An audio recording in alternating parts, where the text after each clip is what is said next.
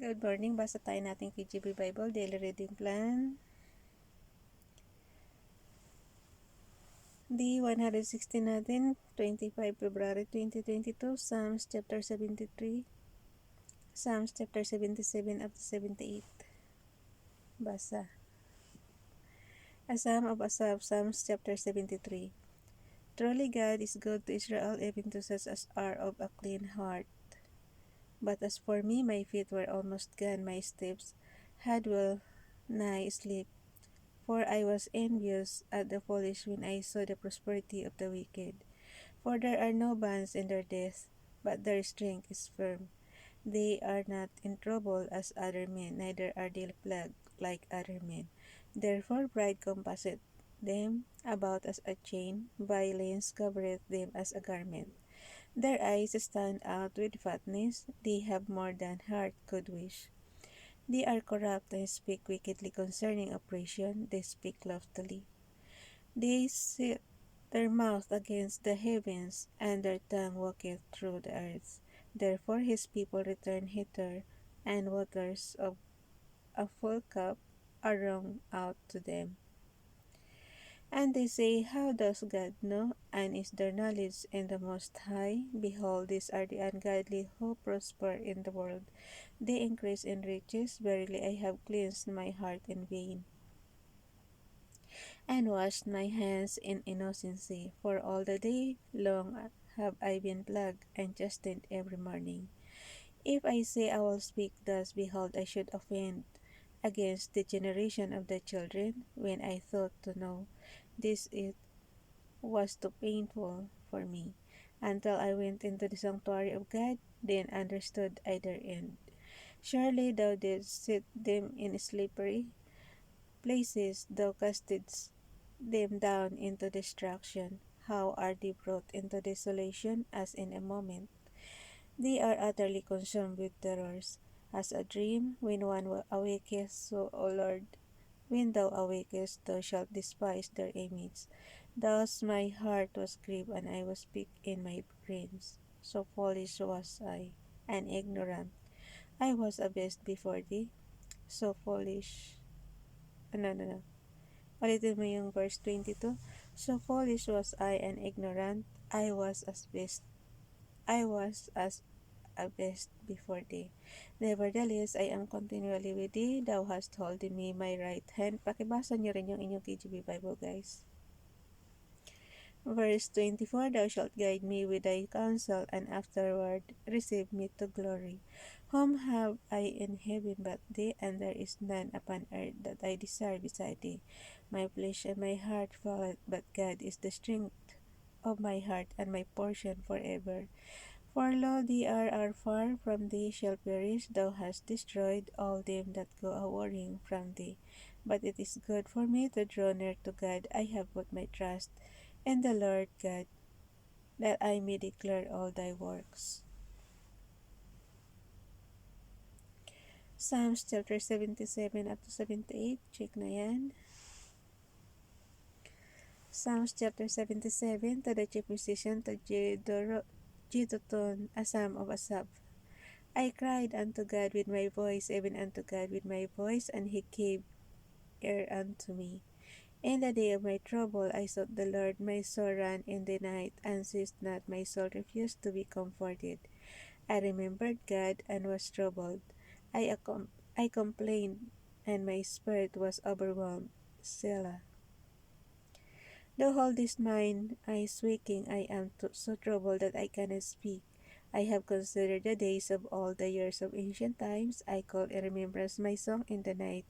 I commune with mine own heart, and my spirit made diligent search. Will the Lord cast off forever? And will he be favorable no more? Is his mercy clean gone forever? Doth his promise fail forevermore? Hath God forgotten to be gracious? Hath he in anger shut up his tender mercies? Selah. And I said, This is my infirmity, but I will remember the years of the right hand of the Most High. I will remember the works of the Lord. Surely I will remember thy wonders of old.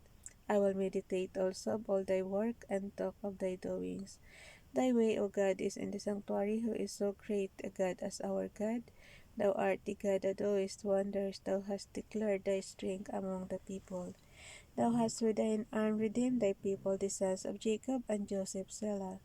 The waters saw thee, O God, the waters saw thee.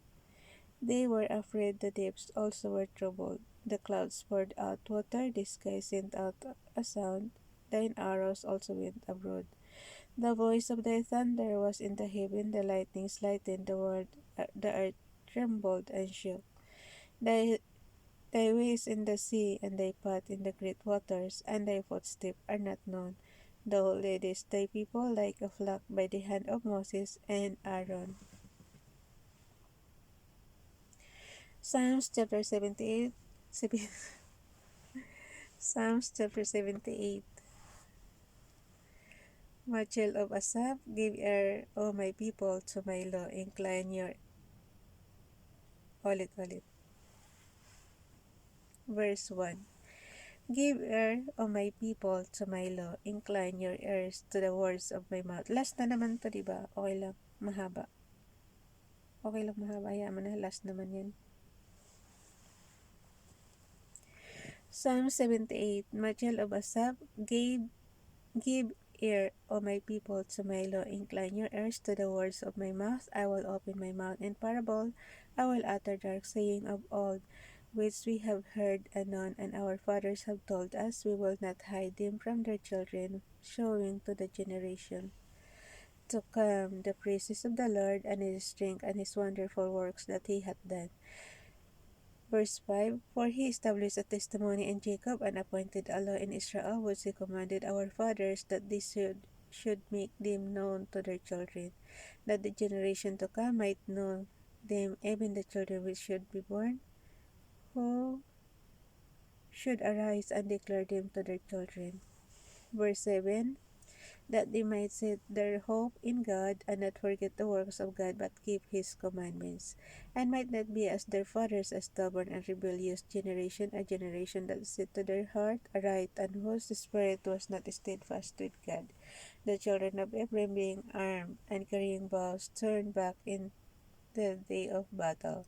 They kept not the covenant of God, and refused to walk in his law, and forgot his works and his wonders, and that he had shewed them. Marvelous things did he in the sight of their fathers, in the land of Egypt, in the fold of Zoan. He divided the sea, and caused them to pass through, and he made the waters to stand as an heap. In the daytime also he led them with a cloud, and all the night with a light of fire. He clave the rocks on the wilderness, and he gave them drink as out of the great deeps. He brought streams also out of the rock, and caused waters to run down like rivers. Pag ini-imagine nyo guys yung tubig na hati, tapos parang doon sila tumawid, diba?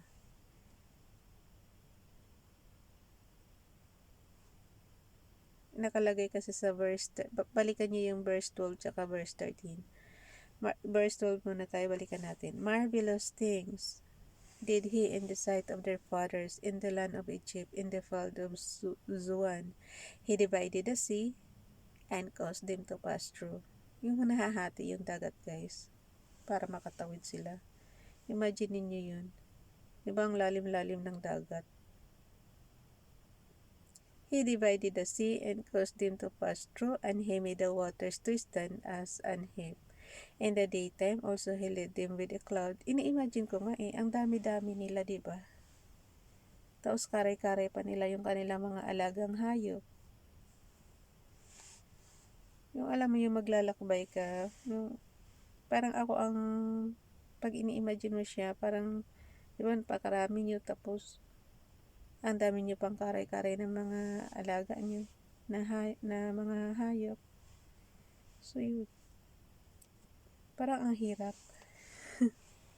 Pero natawid naman nila eh. He divided the sea, and caused them to pass through, and he made the waters to stand as an heap. In the daytime also he led them with a cloud, and all the night with a light of fire. He clave the rocks in the wilderness and gave them drink as out of the great deeps. Yung mga ganun talaga, miracle yan. Kasi biro mo yan. He brought streams also out of the rock and caused waters to run down like rivers. Diyan mo makikita yung yung hand ni Father God na talagang sobrang miracle. And they sinned yet more against him by provoking the Most High in the wilderness. And they tempted God in their heart by asking meat for their lust. Yet they speak against God. They said, Can God furnish a table in the wilderness? Behold, they smote the rock, that the waters gushed out, and the streams overflowed. Can he give bread also? Can he provide flesh for his people? Therefore the Lord heard this and was wroth. So a fire was kindled against Jacob, and anger also came up against Israel, because they believed not in God and trusted not in his salvation, though he had commanded the clouds from above and opened the doors of heaven. Verse 24. Oh, and had rained down manna upon them to eat, and had given them of the corn of heaven. Man did eat angels' food, he sent them meat to the full. He caused an east wind to blow in the heaven, and by his power he brought in the south wind.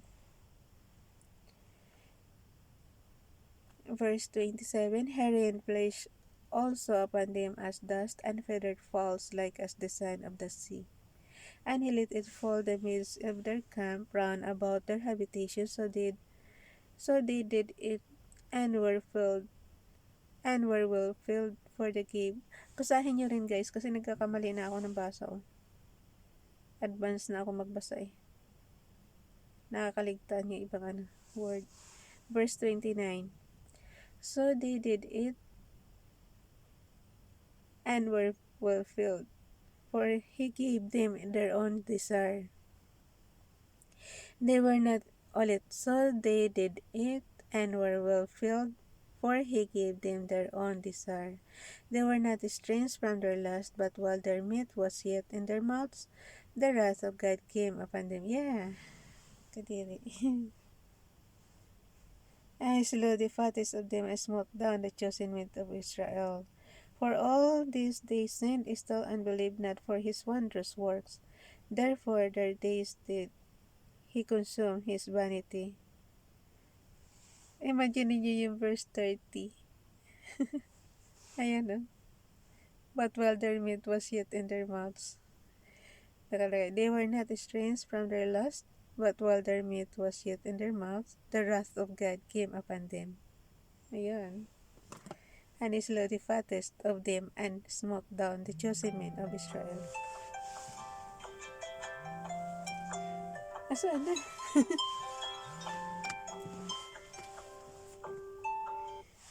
Mabagal daw tayo magbasa. Naabutan na tayo ng oras. Ulit na nga. Tara na. Hanggang saan ba to? Ang layo pa pala natin. Uy. Inom muna tayo tubig.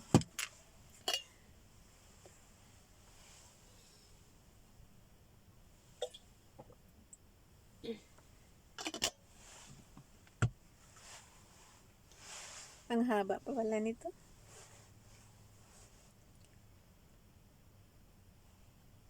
Verse 29. So they did it, and were well filled, for he gave them their own desire. They were not estranged from their lust, but while their meat was yet in their mouths, the wrath of God came upon them, and slew the fattest of them, and smote down the chosen men of Israel. For all this they sinned still, and believed not for his wondrous works. Therefore their days did he consume in vanity, and their years in trouble. When he slew them, then they sought them.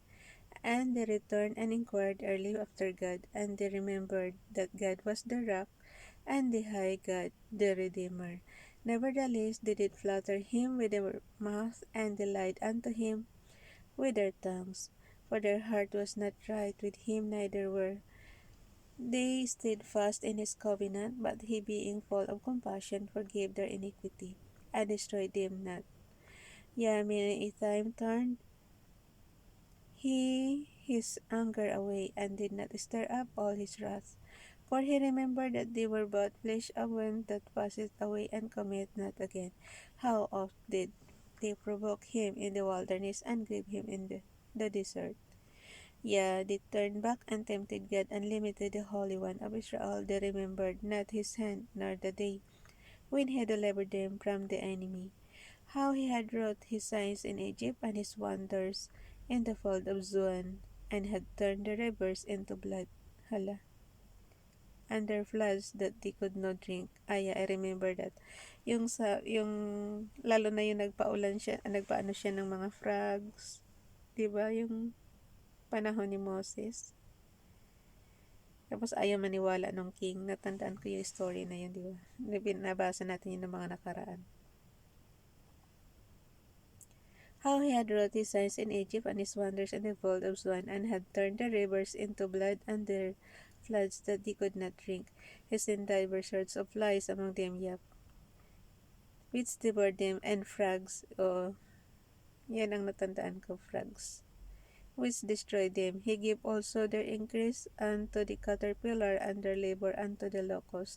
He destroyed their vines with hail, and their sycamore trees with frost. Ito yung ayaw sila pakawalan noon dati sa Egypt, diba? He destroyed their vines with hail, and their sycamore trees with frost. He gave up their cattle also to the hail, and their flocks to hot thunderbolts. He cast upon them the fierceness of his anger, wrath, and indignation, and trouble by sending evil angels among them. He made a way to his anger. He spared not their soul from death, but gave the life over to the pestilence. I smote all the firstborn in Egypt, the chief of their strength, and the tabernacles of Ham, but made his own people to go forth like sheep, and guided them in the wilderness like a flock.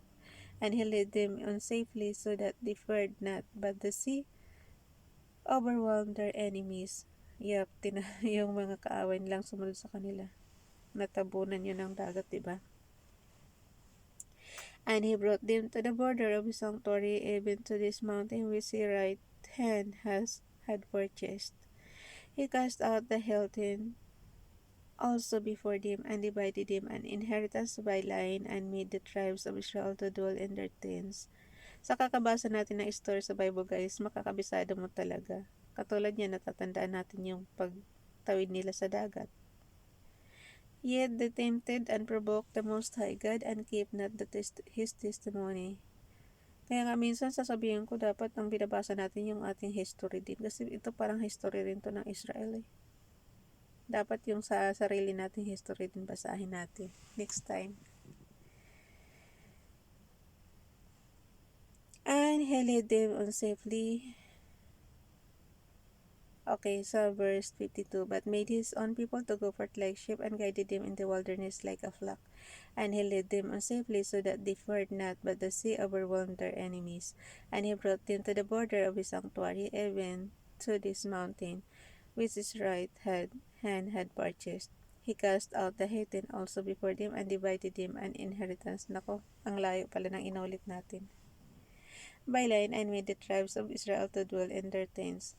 Yet they tempted and provoked the Most High God, and kept not his testimonies, but turned back and dealt unfaithful like their fathers. They were turned aside like a deceitful bow. For they provoked him to anger with their high places, and moved him to jealousy with their graven images. When God heard this, he was wroth, and greatly abhorred Israel, so that he forsook the tabernacle of Shiloh, the tent which he placed among men, and delivered his strength into captivity, and his glory into the enemy's hand. He gave his people over also unto the sword, and was wroth with his inheritance. The fire consumed their young men, and their maidens were not given to marriage. Their praise fell by the sword, and their widows made no lamentation. Then the Lord awake as one out of sleep, and like a mighty man that shouteth by reason of wine. And he smote his enemies in the hand, therefore he put them to perpetual reproach. Moreover, he refused the tabernacle of Joseph, and chose not the tribe of Ephraim, but chose the tribe of Judah, the Mount Zion, which he loved. And he built his sanctuary like high palaces, like the earth which he had established forever. He chose David, also his servant, and took him from the sheepfolds, from following the ewes. Great with young, he brought him to feed Jacob his people, and Israel his inheritance. So he fed them according to the integrity of his heart, and guided them by the skillfulness of his hands. Okay, bye everyone. God bless.